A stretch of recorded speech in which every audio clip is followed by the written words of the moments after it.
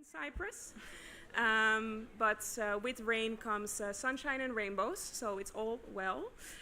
It's a pleasure to stand here. My name is Lara Savanaya. I work at UWC International, but perhaps more importantly, I am also an alumna of UWC Mostar, and I graduated in 2010. Greetings to all from my side. I'm Ana Maria and I'm from Mostar and I'm a UWC Mostar student. And yeah, I'm gonna host this panel tonight with you all. And so we just finished the day one of this beautiful conference. So I want to ask if you have any impressions from today that would you like to share with us from the audience. And Rob has microphones in the back, so maybe we can hear from two people. What were some impressions, highlights of your day today?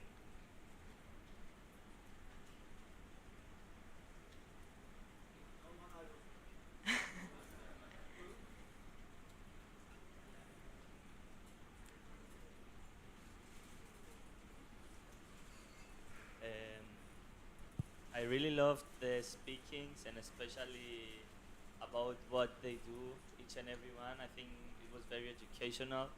And I also loved the explanations of each and every UWC college and the experience and how students see it from their point of view, and that they weren't speaking only positively but also said some negative things that I think are as important as well. Thank you.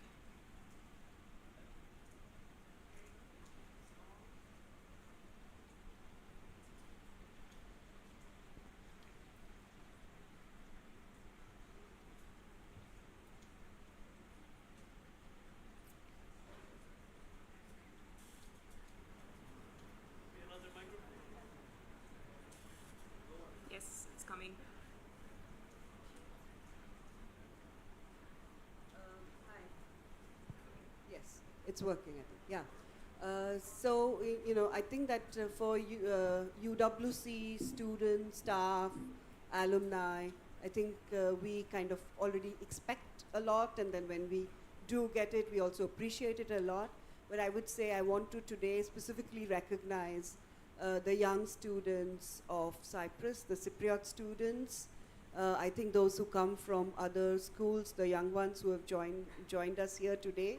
I was very happy to see their participation and the spirit with which they were doing it. So that is something that has been my observation and appreciation at the same time. Thank you.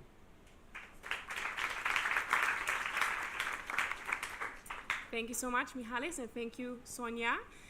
So in this session, we have the pleasure to hear from and to learn from students, staff, and also the co-founder of UWC Mostar, which is an integrated school in a post-conflict society, perhaps a model for what can one day be here.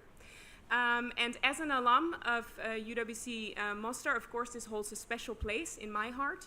I was only the third generation to go to the school. It was newly opened.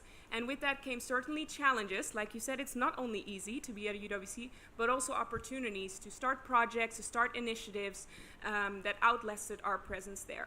And coming from the Netherlands, I feel like it was very special to come to Mostar. I came from a place of peace to a place that has not always known peace, and certainly not in its recent history. So it was very humbling for me to learn that my place was not to lead, it was to listen, right? And from my co-years, from my friends, I learned that it is for the communities themselves to lead in their peacemaking process, and for me to see my role in it. Ana Maria, you are a student from Mostar and then attended UWC Mostar, so I'm very curious to hear a bit about your experience. So my experience started in Mostar. So a little bit about my history. My parents moved from central Bosnia to Mostar because of the new job opportunities and other stuff. So we kind of have different cultural perspectives. So I was always questioning myself, where do I belong to? Like, my parents are from one side of B&H and I'm living in another side. And I was always questioning the peace inside of the town. And then I was introduced to UWC. And with UWC, I wanted to change both my perspective, my identity, and the whole city, like to bring people together. So yeah, I began thinking about fostering peace and how to make Mostar a welcoming and inclusive place for all. So UWC assisted me in my mission of multicultural and multi-ethnical understanding. Thank you. And with that, before we go into the panel discussion, it is our pleasure, I think someone we're both very grateful to as UWC students, Dr. Pilvi Torsti, the co-founder of UWC Mostar. Now, Pilvi's connection with the Balkans dates from her time as a UWC student in Adriatic, where she had also the opportunity to work with refugees from Bosnia-Herzegovina as her social service. And since then, she has been a volunteer for the movement for 25 years, and perhaps with the greatest achievement, co-founding a UWC school. So without further ado, let's welcome her to the stage to share a bit of that story.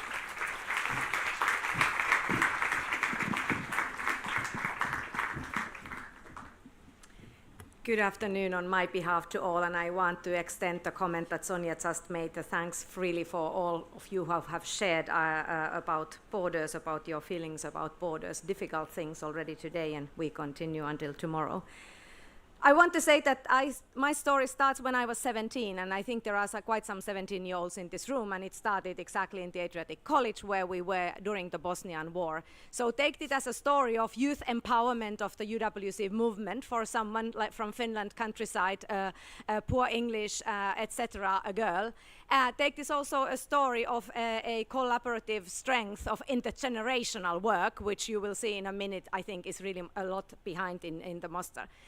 Before our panel, so this is a short narrative where I think the main actor is the UWC Mostar, but to give you really the context where we actually landed before the college and where the first students and the third generation of Lara also landed.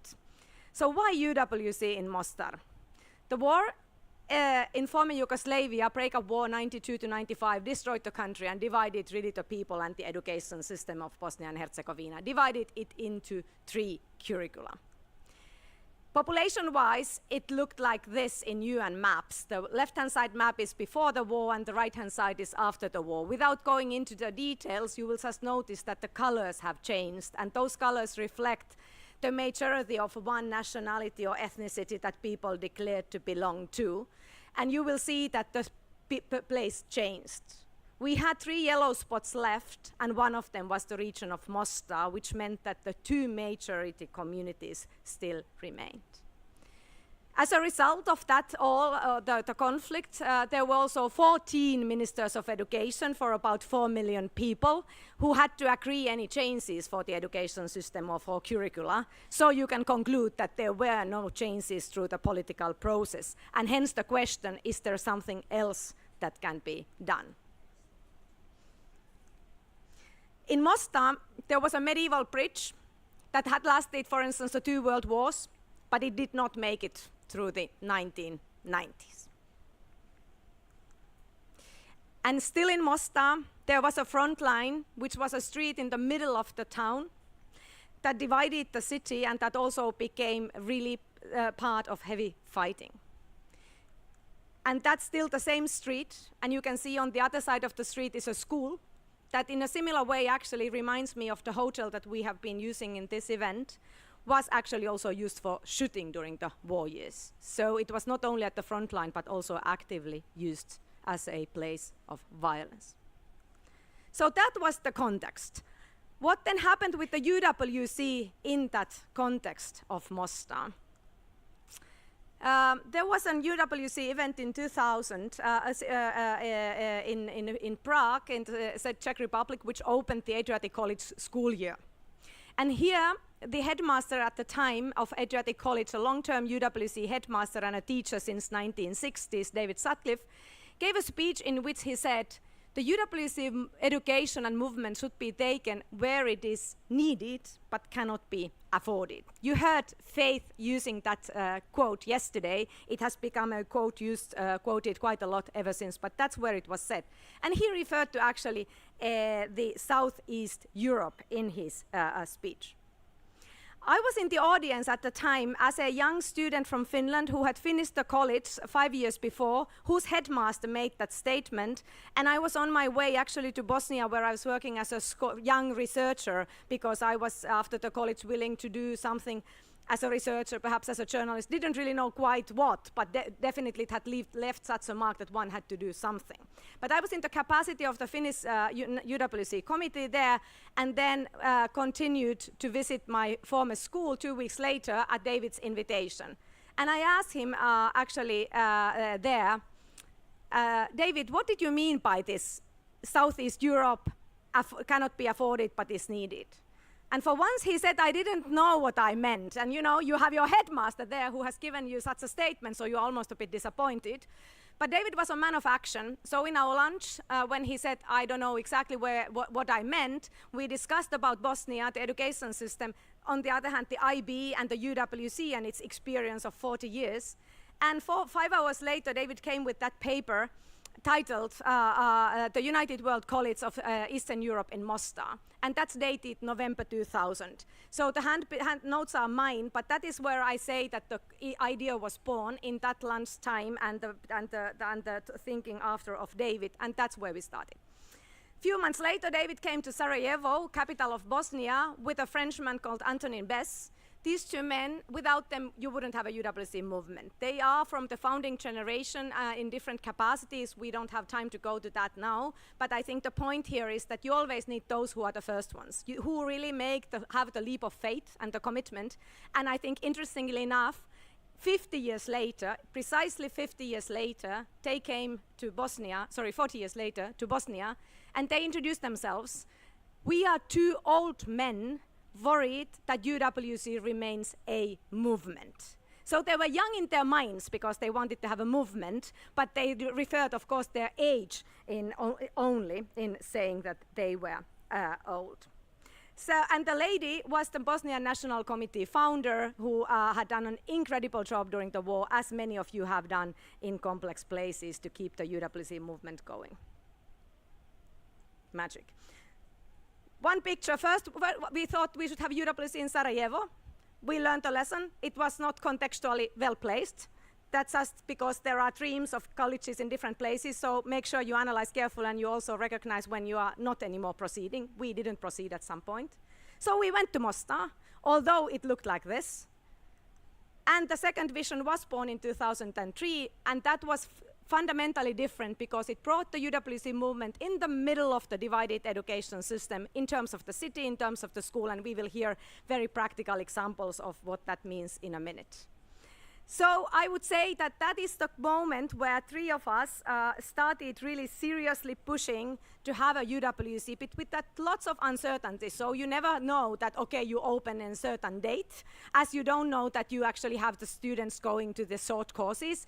The comment about EU funding, I would like to say yesterday, it's great if you've offered for the Zoom 5,000 euros for EU to fund. We also offered lots of possibilities, let's say, for the European Union, and it was that everyone supported. It seemed like a great idea to have this school turned into a multicultural UWC, but the EU funding programs just didn't somehow fit. So I really want to congratulate everyone who is behind the Cypriot project also in finding the way, because that's, if there is a will, there is a way, and that has really been proven here. So I think that's one thing that we didn't succeed. But perhaps I would just like to say that none of us, of course, worked for this. We did our sort of living elsewhere, we made our living elsewhere, so this was a volunteer commitment until the very last year when then Finnish Foundation decided to support my work, and without that, again, it would not have been possible to really push the college through. It required one child to be born in Bosnia, and it required for Tony Bess to underwrite extra costs. And I still remember his letter. It was, I will, but with great dissatisfaction. So he underwrote extra expenses. He never had to pay them in real, but I could trust that if I needed extra money, he would pay. So with dissatisfaction, but I do. So let us try to be people like that. But finally, the government of Norway was the critical donor. 2005 allowed the building to be reconstructed. And the UWC work really to start in 2006. So the Mostar College opened and has been functioning ever since with about 200 students all the time. But it would have already closed many times probably had there not been one more move. 10 years, we are celebrating this year 10 years of endowment, which has been made it possible to become financially more stable. And that's really thanks to a former graduate, Adrian, and his wife Fleur, who came in at a critical time and started working towards the stable finances. So we always work somewhat, and I'm sure Lara remembers that perhaps the school will close because it's too unstable politically to have finances. And we collected also some lessons learned for UWC movement, but I leave it probably now here because we want to hear what happened after 2006 with Sonia Chen and our students. But if we have time in the panel, we may also share some of these thoughts because they are partially also inspired by what we have already heard these days. But this is for now, I think, Lara, and then we come back to this later, okay?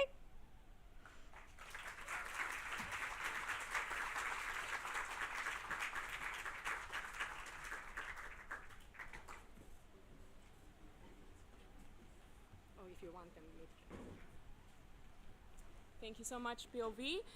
So now, in addition to Pilvi, we will be joined with 4 other panelists. Anna Maria will be introducing you to the 2 students joining our panel. So I would like you to welcome my friends and my co-years, Aytun Çöntem from Cyprus and Angela Skramocin from Bosnia and Herzegovina.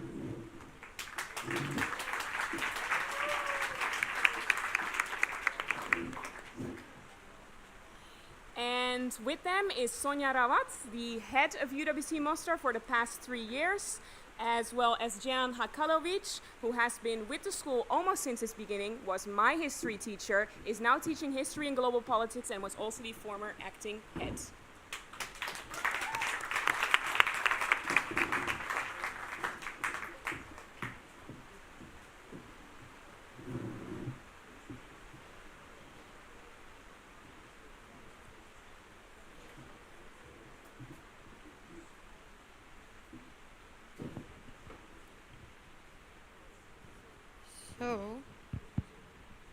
Is it working? So, to start, I would like to ask my co-year a few questions. So, Aytun, how has growing up in a divided country influenced your identity and your understanding of national and cultural belonging? So, thank you. So, basically, growing up in a last divided capital city, Nicosia, I was constantly surrounded by a divided landscape. Like, this means educationally, physically, culturally, and even emotionally. This division shaped my identity in really complex ways. On one hand, I have a strong sense of Cypriot identity and like the pride and belonging, but on the other hand, I have always felt a tension between the different communities on the island. This had made me more aware of the fluidity and national and cultural identity as well. For me, cultural background isn't tied to a single narrative or a flag. Instead, it's more about understanding and living in a harmony with both communities in Cyprus and the diversity of experiences that coexist in Cyprus. The division forced me to question the traditional ideas that I've been told in the school for the past 5 years, us versus them, and realize that national identity is often shaped by political and historical forces beyond our control. I've come to believe that national and cultural identity in Cyprus should embrace our shared history rather than focusing on what separates us. This complex relationship with identity has given me a deeper empathy for the different communities on the island. It has pushed me to advocate for the future where being Cypriot means acknowledging and celebrating and living in a harmony with both communities in Cyprus and with our diverse backgrounds rather than being trapped by the divisions of the past. Thank you so much. Thank you, Aytun. Thank you so much, Aytunç. And as Deren also referenced, I think this morning, UWC Mostar was the first school to be included in the EU scholarship program for, of course, a deliberate reason. I think it's very beautiful to hear how that comes to life for you as a Cypriot student there.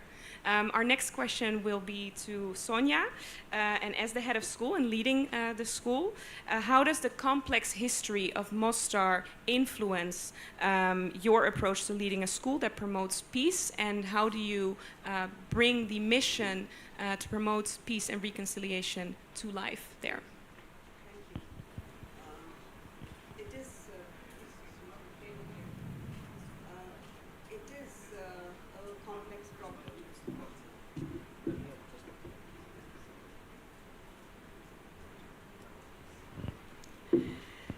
It is a complex problem, and one of the first issues that we need to solve is bringing students from all the three local major nationalities together to attend the college. That's a very important part. So that's something that we need to do to ensure that we are getting students from all the local nationalities. And a lot of work has to be done by the National Committee of Bosnia and Herzegovina to ensure that we get the students. And when we get the students, we have to have a critical number of students, of the local students, in order to be able to get the young people to reflect on the realities and to come to their conclusions about what kind of a future do they want to see for the country and for their people. This is helped by getting students from other countries. So at the moment, for example, we have students from 73 countries. So students from Bosnia and Herzegovina, who usually we have around 24 to 25% of the students from the country. They are accompanied by these students from 70 other countries. And that is something then helps in order for these young people to observe each other, to interact with each other, to understand what the challenges are that they face. And we also try to get students from other areas in the world, areas of conflict, post-conflict or present conflicts going on. So for example, we have students from Israel and Palestine, we have students from Russia and Ukraine, we have students from the US as well as Iran, from India and from Pakistan. So we try to do this very consciously in order for our youngsters to see that these are the problems that exist not only in one part but everywhere else, and that they can learn from each other on about how to handle these situations and how to change the narratives in their own home countries. And this has, like you just said, really been made a great exercise since we've also started getting students from Cyprus, and we were very proud to be receiving the first set of Cypriot students. And I think that they also are able to then look at what is the reality of Bosnia and Herzegovina, especially of Mostar, as a very much divided city, although there are no physical walls and borders over there, but still a divided city with mental borders. And they are able to then take that learning back to their own country with them. And similarly, the students from Bosnia and Herzegovina are not only able to come and live together. It's especially important to understand that this country has a segregated education system. Over here, there is a border, and there are different schools on both sides, and the students are going, I think, and some students are coming to schools on another side. But in Bosnia and Herzegovina, to get peace, one of the sacrifices was the education system, and a segregated education system was opted for. And so students go to different schools, starting from kindergarten till university, to different kinds of curriculum, studying from different sets of teachers based on their nationality or ethnicity, however you may want to call it. And so getting all the three local nationalities together in UWC and getting them to live and study together is one of the ways in which we are, almost setting an example of what education can be like. And in addition, we are in the same building as the local high school where the two curriculums are being offered. Children are going into separate classrooms to study. And that's another way in which our local students from Bosnia and Herzegovina, from the three local nationalities, they can come, they can see how integrated education can be like, and also go back into their own little communities and share the story of how it is possible to do this. Thank you so much, Sonia. So now I would like to ask Angela a question.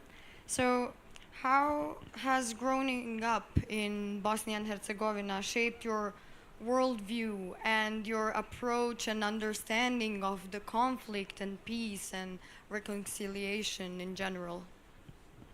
Okay, so as you may be aware, through you saw the map, so we have three entities. And I come from the very border of Sarajevo, and I lived in Sarajevo, and in East Sarajevo is part of Republic of Srpska. So I was constantly, each day I would cross that border so many times. I mean, it's not physical one as in Nicosia, but people are constantly aware of that border in our minds. And it was throughout my whole life, since I was 5, I was aware of that border, and it affected me in so many ways. And I mean, I was really lucky to be educated in both systems in Republic of Srpska and Federation of Bosnia and Herzegovina, and it helped me to understand the differences in our educational system, and also to understand that being uneducated is actually the problem, and it makes us be afraid of differences, being afraid of something unknown. And by knowing each other, by crossing that border, it's actually something that is helping us to understand each other and feel those similarities that we share. So it actually taught me that by actually going to school, I mean, I live in East Sarajevo, which is part of Republic of Srpska. By crossing that border each day to go to school in Federation of Bosnia and Herzegovina, to be educated together with people that I was taught before in my elementary school that they're not really my friends. And by helping me, by my friends helping me with my homework, with my stuff for school, I realized that we are actually more similar than we think, and that you can actually get help from people that you were first afraid of maybe, or they were strangers to you. So it's really important, and I think that UWC Mostar is a great opportunity for locals, as we are all living together under the same roof, and we have those discussions. I am aware that not all of us had the opportunity to be educated in both educational systems before coming to UWC Mostar, and that's why UWC Mostar is actually the great place to discuss about these things, to actually talk about our educational systems, and to talk that we are same, that we are still children that are in the same country, and we have similar experiences. So it's just some border in our minds, and it's something that can be overcome.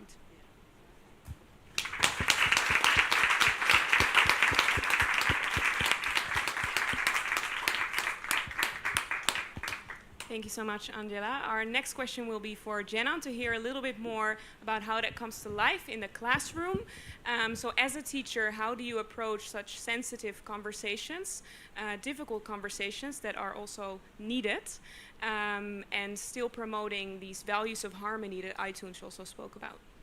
Well, thank you very much. First of all, I think it's important to emphasize, I mean, teaching history and global politics, but more so, I think, history. You learn the need to really understand where people come from in terms of their perspectives and their approaches. And I think the most important thing for me was somehow kind of drawing from my own experience of being a war survivor myself, so being 9 when the war started, and being also educated in a sort of segregated system that we just mentioned, and learning only one side of the story as a student. So when I kind of got to the point that I was actually like studying history at the university, I found it very difficult to really get access to the other perspectives. Even at the university level, it was still very much kind of limited. And so it required a lot of really investigation on my own, and a lot of kind of thinking around, and self-reflection, I would say, and reflection about my own community. Because like in any other community in Bosnia and Herzegovina, like it was not very popular to talk about the crimes that people in your community did to the other people. It was something that was really kind of put placed under the carpet. So this discussing sensitive topics was just not a thing. I didn't have it in my own elementary school. I didn't have it at the university even. And I was kind of thrown into this job pretty much without any preparation. And I came into it, of course, with my own identity, whatever that meant. I think it's most important in the sense of how the students are going to perceive you based on your name, surname, where you come from. So for me, it was very important that I kind of, draw strength from it rather than show that as my weakness. I encouraged everyone to sort of, try to share their own perspectives, no matter how afraid they are that somebody might perceive them wrong, and just to acknowledge and to understand actually the importance of kind of multi-perspectivity. And it becomes even easier when you start drawing parallels with other kind of cases and other case studies around the world. I'll do a lot of topics actually that kind of focus on conflict and division. We talk about Cold War, we talk about authoritarian states, we talk about a lot of kind of Central and Eastern European history, which is like plagued with cases of conflict and division. We talk about Yugoslav wars and the dissolution of Yugoslavia and the conflict kind of that happened. So in many cases, we do have an opportunity to really draw parallels with other similar places. We talk about Rwandan genocide, and then kind of immerse into the atrocities committed during the wars in Yugoslavia. And for my students, actually, if they come from the region of the Balkans, actually from the former Yugoslavia in particular, for me it was very important that they understand that, like as I like to say, actually we're not the worst of the worst. We're not the black hole of history, actually, and that there are places in the world that actually they've experienced something similar, that sometimes even more kind of dramatic, if you want, actually, in many ways, and that there are places that moved on, and so that moving on is an option, really. So you don't have to be stuck in the past. And so especially when it comes to teaching history, I always felt that exposure to these other stories, whether it's in the classroom when students kind of share their own experiences, they share what they have been taught actually in their previous schools, how have they been taught these certain subjects, that they can really learn a lot from that. And then when they also look into the other parts of the world and understand that what's been going on to them and to their communities is maybe different in some ways, but there's so many parallels that you can draw, and then you can really kind of find place and find some space in your heart actually to really feel empathy, and maybe to actually draw lessons from other experiences around the world. So I think for me that's very important, and also just generally acknowledging how, when it comes to history in particular, actually it's a subject actually that gets misused and abused a lot, and that's it's instrumentalized and politicized, and it's used actually to create divisions. And so that you really need to somehow kind of reverse that and understand the potential that history as a subject, for example, might have in actually breaking that kind of narrative and exposing students to different perspectives and giving them this kind of window so that it doesn't end up being just a tool of the kind of politicians and some people that don't necessarily want to bridge divides.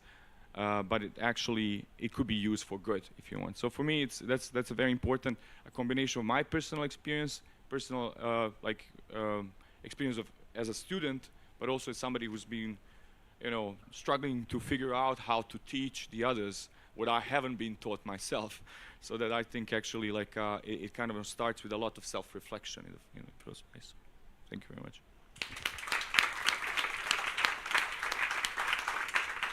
Thank you so much, Jenan. And I think many of you with us this weekend can relate to being taught only one side of history. And I hope the connections that you're making this weekend and hopefully after, right, provide an opportunity for you to uncover other truths, not only from Cyprus, but beyond as well. So finally, before we go to questions also from all of you, my final question for Pilvi. So looking back after 25 years and still, of course, being involved in UWC Mostar in the background, what would you say was maybe a challenge or something you did not anticipate looking back?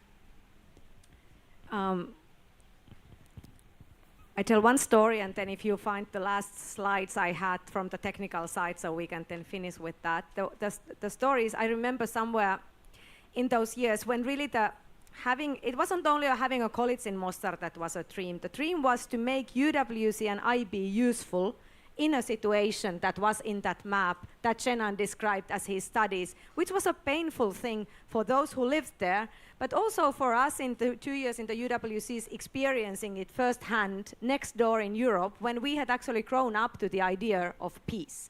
So that how can this be and how can we somehow contribute? That was the fundamental question. So that made us active, but I want to emphasize that the dream was a sort of broad. Let us reform a Bosnian education system, let us have a school, but also IB schools and all sorts of things, which I think is inspiring also here, so you never have one model. And I recall one Bosnian politician saying, that was perhaps 2-3 years before the college opened and many things were open. It's very difficult to succeed here, but if you do, it's a great victory. So that kept us going, but when you ask what is hardest, it's the time, how long everything takes. So luckily I was very young when we got started, and I've made a promise to David and Tony that I will stay involved simply because one has to stay involved to stay that, to keep the institutional memory, and luckily Jenan is also there. But I think that is the kind of thing that what now I'm hearing from our students are probably the things we hoped to see 20 years ago and didn't always see.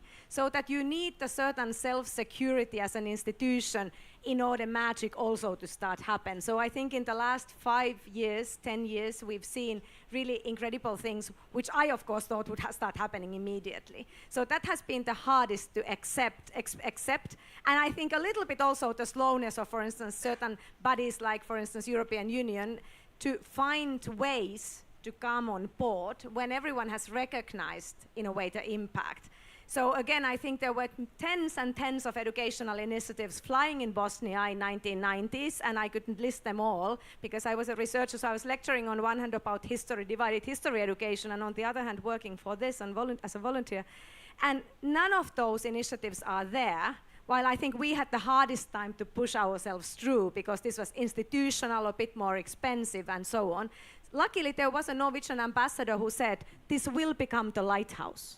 And he was convincing enough to his government and so on. So I would sort of summarize that the hardest was timing, but also then getting the conviction through to turn the convictions into real actions by those who have the sort of strategic power.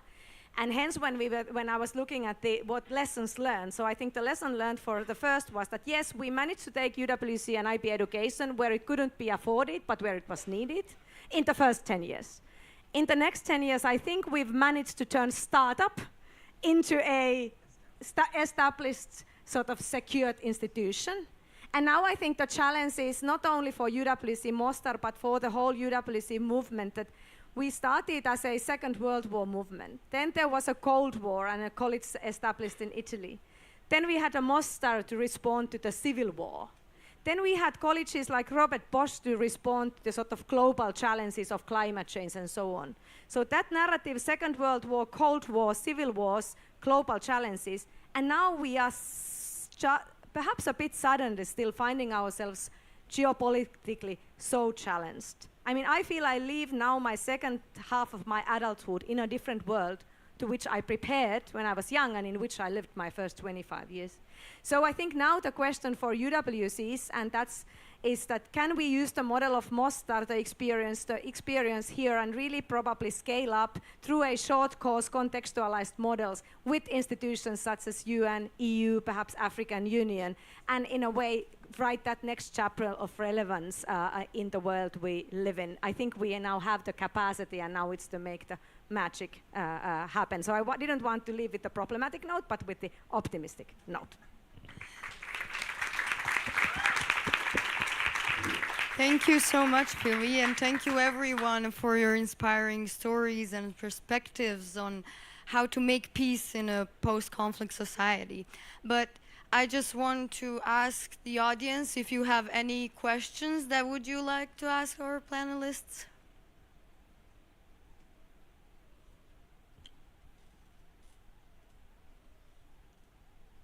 Okay. Mine's like a quick question. I don't need a microphone. No, but we need a translation. Anyone can really, anyone can really answer this.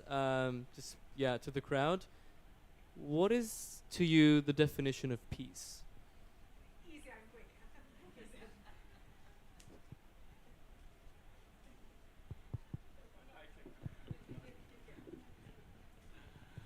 Well, yeah, I think, no, it's the one.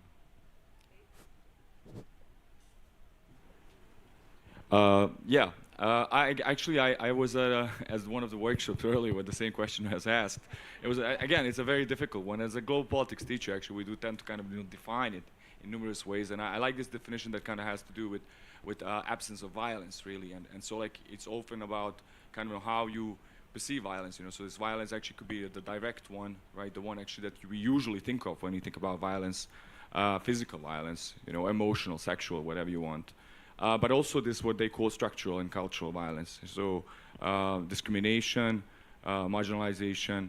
So all these kind of things that do not necessarily come in directly, but actually come from these deeply rooted prejudices and negative attitudes of often the ones in power, like whatever the power actually is, towards those who are powerless. So it's in many ways, I think, peace is just kind of absence of such structures, which is very utopian and very kind of hard to imagine, I think, ideal, but at the same time, the one that we are supposed to strive towards, I think, as a goal. Yeah, I'd like to just quickly add. So in the recent times, since last year, I've seen, I think, like 3 kind of differently divided communities.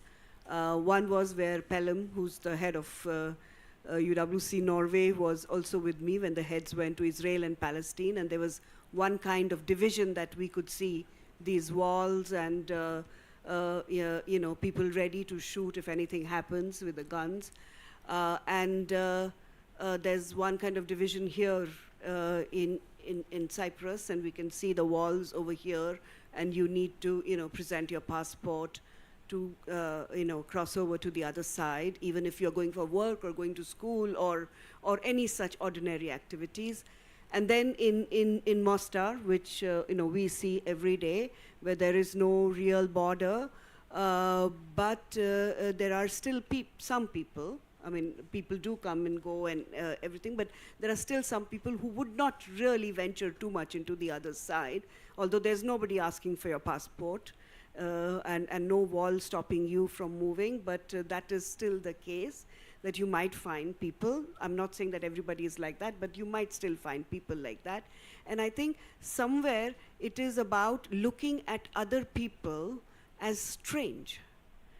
That they are different from me in the way they look, or the way they dress, or the way they speak, or the way they smell, or the way they sound. It doesn't matter what, but they are different, and so you feel threatened in some way or the other because of this difference, and so you don't feel enabled in whatever it is that you want to do, but you feel this fear of the strange. And I think that when this kind of a thing exists, when you find something is strange and you feel some sort of a fear, I think that is the absence of peace. But when you don't feel that strangeness, but when you feel the similarities and when you feel enabled in whatever it is that you want to do, whether you want to go and dance outside or go and study in a particular school or do whatever, you feel enabled, that is really the presence of peace, to my mind.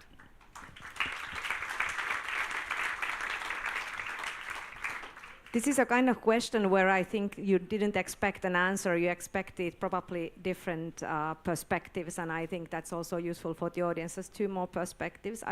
I did my PhD on the Bosnian thinking of young people in Bosnia after the war around the concepts of peace, war, and nationalism. So that would be a sort of PhD's lecture if I answer through that. I'm not doing it now, but it shows that they have a lot of elements in them. But I do think there is also a more simpler way to look at it. We have the historical concept of Cold War in Europe, by which we meant a division and sort of total cut of ties and cooperation, but no violent action. So I think we could look at peace as cold peace and peace. So, but both are still absence of immediate violence and absence of an immediate threat of violence. And it's slightly different. So that's what we've had a little bit in Bosnia, I would say, the cold peace, or let's say lukewarm peace. But that was still much better than the war. But that's a very difficult thing to live through for a long time. And I believe our Bosnian students and teachers have a sort of lot of experiences of that. Thank you so much. Are there any more questions from the audience?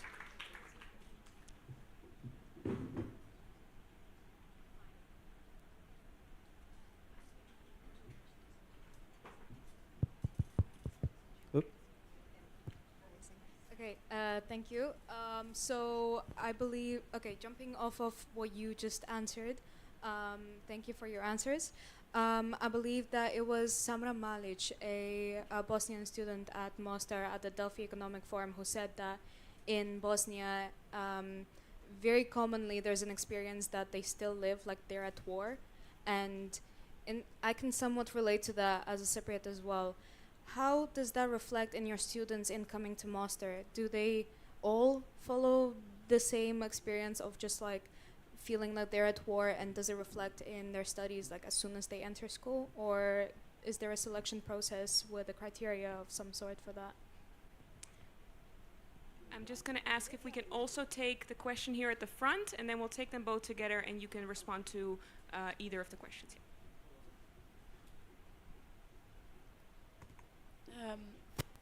Yep. Hello. Firstly, I'd like to thank you all for your advocacy and insight. My question is, from being from Bosnia as well and seeing all this tension between, the 3 differences, communities, what would you suggest would be a good step in Cyprus to bring these communities together? Because from my generation, I can see there is a will to work and collaborate. It's more from the older generations that you see this hesitancy, and I think it was you that mentioned about the education and how it's quite a, vital aspect. So what would you have suggested? Thank you. So about the first question and my second year who shared her thoughts. So I definitely agree with some the things that Samra said. And for those who don't know, I had similar experience when it comes to feeling that war. Actually, I was discussing that with my parents, and my dad also was in 2 different educational systems as I did. He actually came from Belgrade after war, which is something that people usually didn't do. And he went to school with Bosnians, even though he's a Serb. Yeah, like mostly people identify him like that. And he told me that after war he didn't have experience as awful things as I experienced in my high school. Even though war was a long time ago, I wasn't even born at that time. But in UWC, some people asked me here actually what is my experience and how I perceive UWC Mostar.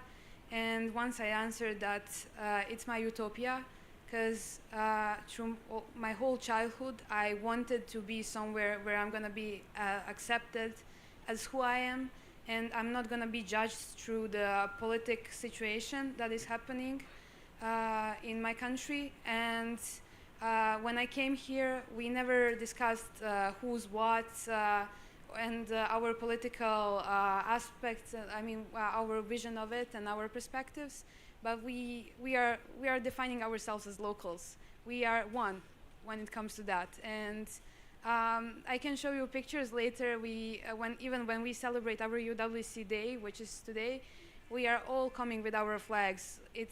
We are all cooking together. We are not dividing each other when it comes to that, and we are always helping each other.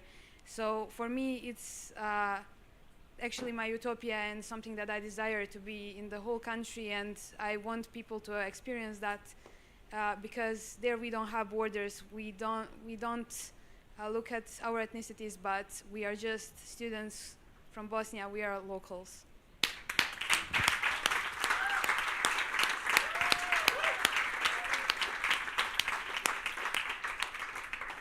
Thank you for sharing that, Angela. I want to quickly add to that, and it would be in part an answer to the next question as well. So it's not always easy. It's not that we don't have any problems. It's not that we are not sometimes trying to find solutions to conflicts among the students.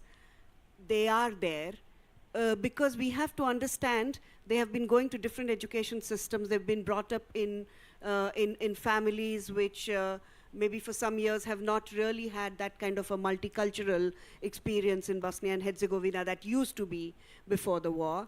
So of course there are problems. For example, a set of students might use some words that are interpreted in a very negative way by another community, or use a gesture which is really seen as something that is derogatory by the other community. These things, yes, happen because obviously these kids have not learned everything and come to UWC. Yeah, they are on a learning journey, they are on a discovery journey, and they come, and UWC is the safe space where they can have these discussions and make these mistakes and learn from each other. So that's important to understand, and we do mediate conversations, talk to students about it, sometimes maybe even scold them. But yes, there are difficult times that we navigate, and we are able to do it. It's not just between the Bosnian, Serb, and Croat students, but also between, say, Taiwanese or Tibetan and Chinese, or between an Indian or a Pakistani, or we've navigated quite a few of these, Russians and Ukrainians as well. So we do that all the time. But like Angela said, that on UWC Day, which is celebrated in a very special way, and I think whoever is a UWC Mostar alum here will know that there is a walking path in front of the main school building where all the students set up kiosks representing their own countries with the food and the dress and the culture in every way.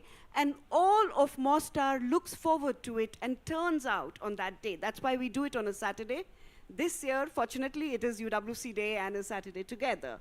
But everybody comes to do this.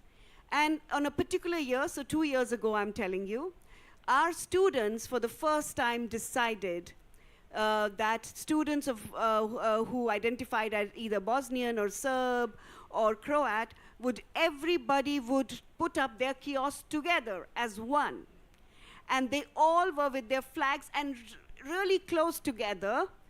And I was standing somewhere close by, and I saw lots of these senior citizens walk through there, and they looked at it, and one of them had tears in their eyes and said, "This is the first time after that gory war that I'm seeing all these flags so close together."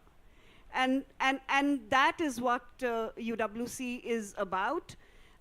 These beautiful moments, and I think that in any kind of place where there is this sort of a conflict, that UWC kind of space would really help, because it's a safe space for young people to get together and kind of go past any kind of differences that they have been fed all their life, they have. And I would say that maybe we need to look at spaces, maybe like short courses for the older people as well. And maybe then that's the way in which we can fill in that gap of education where we all get to realize that we are the same.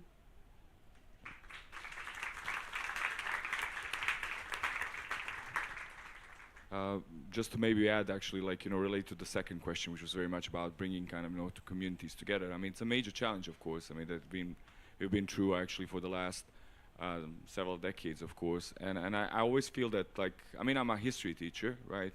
But I feel that, we need to stop talking about past so much, which is kind of very counterintuitive.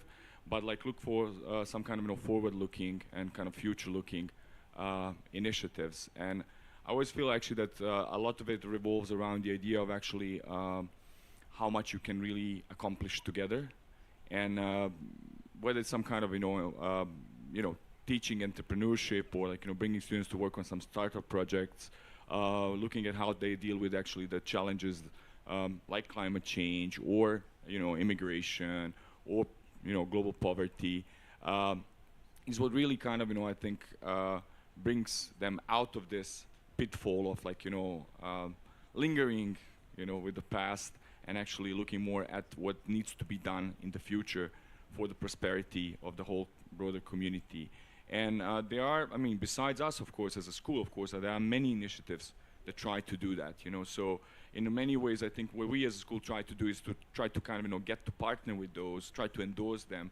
I always say, we have that human resource of 200, students that we need to kind of, we can use it to bandwagon behind some of these great initiatives. When we can support them, we can really kind of, help them, whenever they lack that kind of, human resource and lack that drive, and ensure that the people can, spend time together, but not just in terms of kind of, getting to know each other, but actually getting to do stuff together. So get, some work together, accomplish some results together. It's only through that I think they can realize how much can they learn from each other and how much they maybe depend on each other to come up with the appropriate solutions to the problems that they face. So it helps really overcome prejudice. It helps kind of helps also tune them towards the future and kind of maybe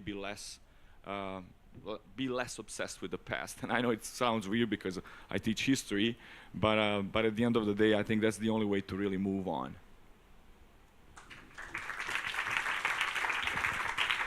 And Pilvi, I am going to ask you to keep it short. We're a bit over time. Yes. By understanding history, you can actually build the future. That's the vision. 3 quick points for the last question. First one, let us not enhance the kind of narratives we have. And one of them we've done in this panel. We've talked about Bosnian Serbs and Bosnian Croats and so on. Most of my Bosnian friends don't identify with these terms. So this terminology, as much as we can avoid, we should, because many people actually identify differently. And I think you already, in a way, struggled a little bit with that. So in Cyprus, I noticed the same thing. You struggle a little bit with this narrative. So let us just not use them. Let us use different. We didn't actually agree, for instance, mark our students based on nationalities when we started the school, although all the donors required it. But we just said we will not do it. Simple as that. Then practical things with communities, short courses. I think the feedback one gets here about the short courses. Someone told me in one of the sessions today of 2 short courses that she had attended in the last 2 summers that those have been the 2 best experiences of her life. So I think that answers to your question. And yes, why not with older people and with the communities as much as possible. So it's not only for you and for your 20 mates in the camp, but you show it to the world. And finally, education systems are at the core, as we've heard. Those are difficult to change, but nothing ever changes unless you try. So do also challenge that every now and then, but don't get tired with that. Therefore, do also practical things that bear fruit in a year's time and in 5 years' time.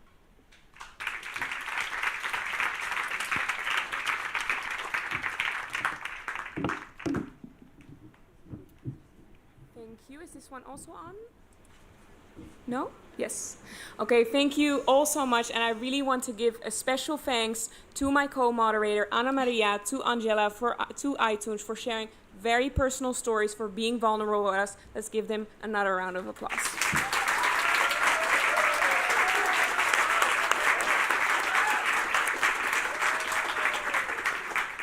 And we're wrapping up. I'm going to ask Maria Pirido to the stage. She is a UWC alum. She is a UWC parent and a very cherished volunteer. She will just share a couple of housekeeping notes. Hello, everyone.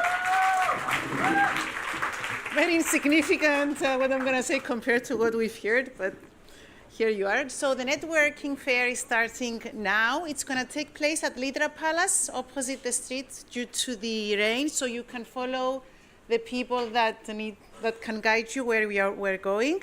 You get to speak to each other, speak to the students, speak to the different people from different Cyprus EU-funded organizations. Enjoy your time. There are other celebrations at the Home of Cooperation. Anybody that wants to go, feel free to go. Students that have come with the bus from the hotel, they need to know somebody that that they are going. We need to know that you're going to be there. I'm also noting that people that are staying at the hotel, their bus is leaving at 7 o'clock exactly, so be aware.